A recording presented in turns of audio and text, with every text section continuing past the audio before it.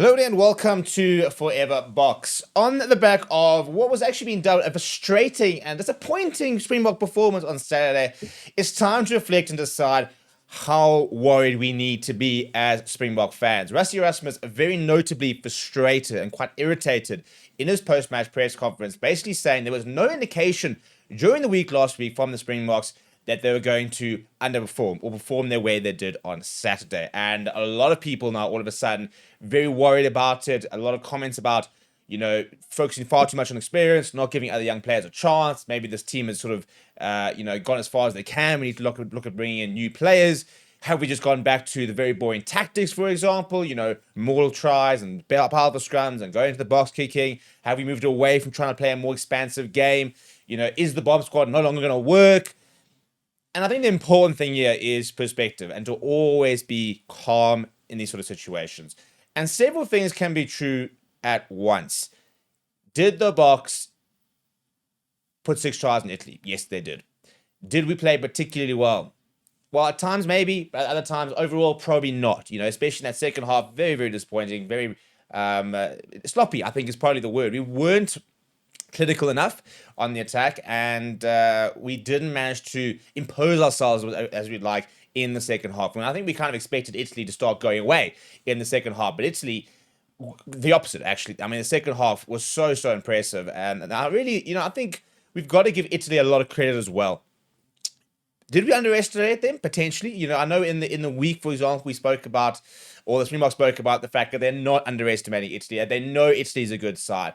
But there would have also been a sort of sense of it's not the strongest Italian side. There's several injuries. It's not somewhere close to their best. We've already announced our side for the second test. So basically, we've already got the roadmap, And I think even that kind of maybe shows a little bit of comfort with regards to us saying, oh, we know we'll beat them, basically. Therefore, we're going to try this team in the first test and we'll try a different team in the second test because we know we should get the result.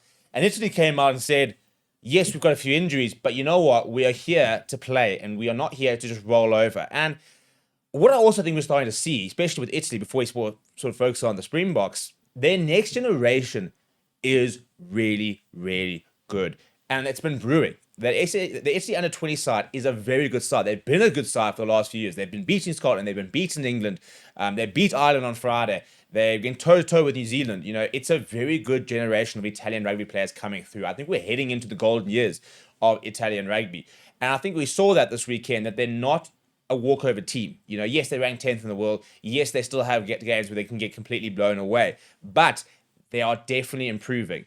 But let's focus more on the box. Now, what did we do very well on Saturday? Well, the scrum in the first half was untouchable. Volko Low, Oxenchair, Malcolm Oxen up front row, Lurt Diagi, Evan Etzebeth backing them up. We were all over them, I mean, we scored that. Morne van den Berg's first try, basically just to put the ball down as we walked over the try line. Even the second try, penalty advantage, straight through a bit of a gap. More try for Malcolm Marks at the back. We were doing what we're good at, and that is physically imposing ourselves on an Italian team that was never going to be able to match us physically. And that was always going to be the way we were to get the game. We were always going to impose ourselves. Our set piece was always going to be very solid. I thought our lineouts a little bit shaky, but the Roddy Moore looked pretty good. The scrums were pretty one-way traffic, which is very trademark Springbok, isn't it? We expect to dominate those areas. We know we've got the best scrum in the world. And we used it on Saturday to very good effect. The worrying part is in the second half, we just didn't seem to have that kind of as much dominance. And that is usually when we kind of come into our own. The bomb squad comes on and they came on the 44th minute. Some people say maybe we put them on too early, for example. But we put them on the 44th minute, but we didn't really get the bounce that we usually get from the bomb squad. Usually we sort of see the bomb squad come on and all of a sudden, we're just running over players and pushing teams back and overloading them. Basically, that's kind of the whole point, is you suffocate them for 60 minutes and then you just completely overload them. You break down the gates and then you run in a very strong end. And we didn't get that bounce on Saturday. Now, what do we need to do to potentially look at for this week? I think, first of all, you don't move away from what you were strong at. The scrums were good. The mauls were good. You've got to make sure that is still the centerpiece of this weekend's performance. You've got to pick a pack that's going to dominate Italy. Where can we potentially improve? I do think we need to be a bit more dynamic. And I think, it's quite normal at the start of the season to not be playing as expansively as you probably want to get to. We are still looking to try and obviously build up a bit of momentum. And I think what we saw over the weekend, across lots of sides, to be fair, was a lot of sloppiness. New Zealand weren't at their best against the French sacred side as well, and almost came undone. We saw Australia struggle to get over the line against Fiji, Wales losing to Japan.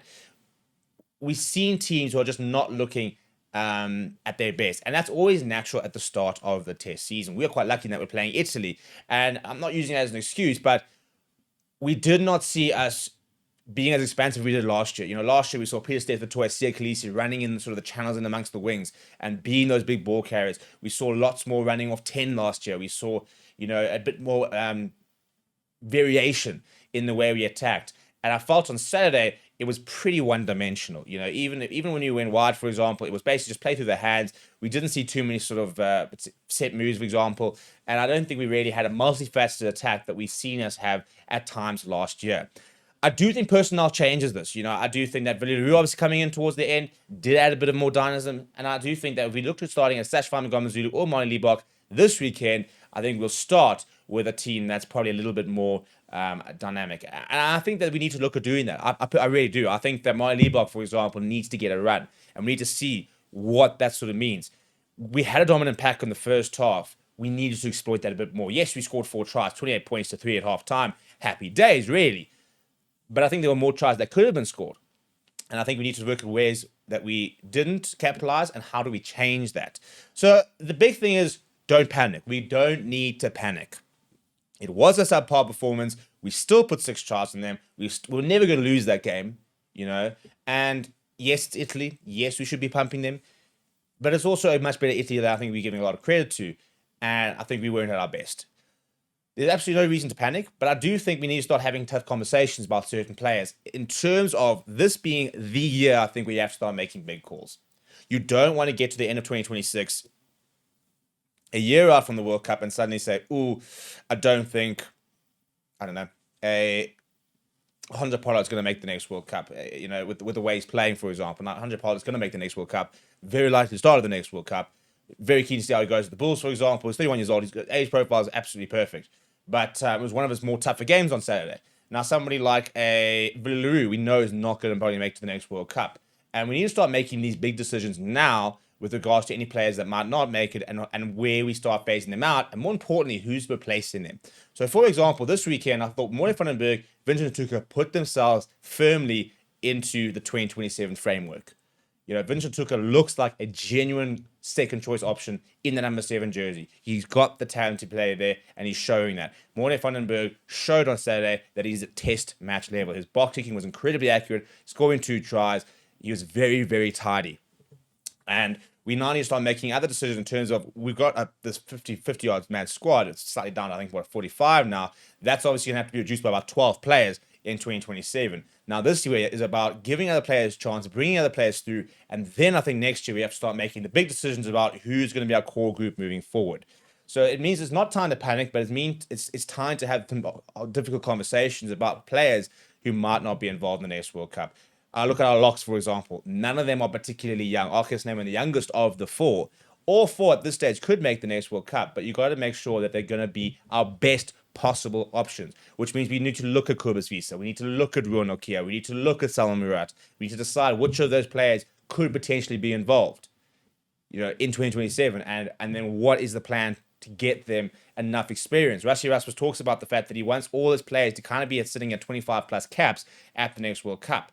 People talk about the fact that we put an over emphasis on experience, but statistically, experience wins you World Cups.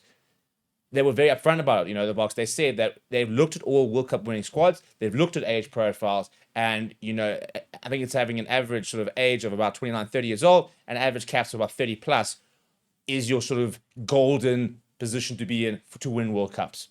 And that's kind of how we've sort of tried to build around it and try to build the squads to be able to tick those boxes so that you can kind of match the trades. Now, it's not a perfect science, and it's not exact, but that is the type of conversations and analysis and plans that Springboks are putting in place. So we need to be very careful about how we use our squad and making sure that come 2027, we have got the 33 or 32 best players for the job, and they've all got the relevant experience to be able to perform at the highest level during the World Cup, because that's how we're going to potentially win the third one in a row. It's a huge ask anyway. It's even a bigger ask given the fact that,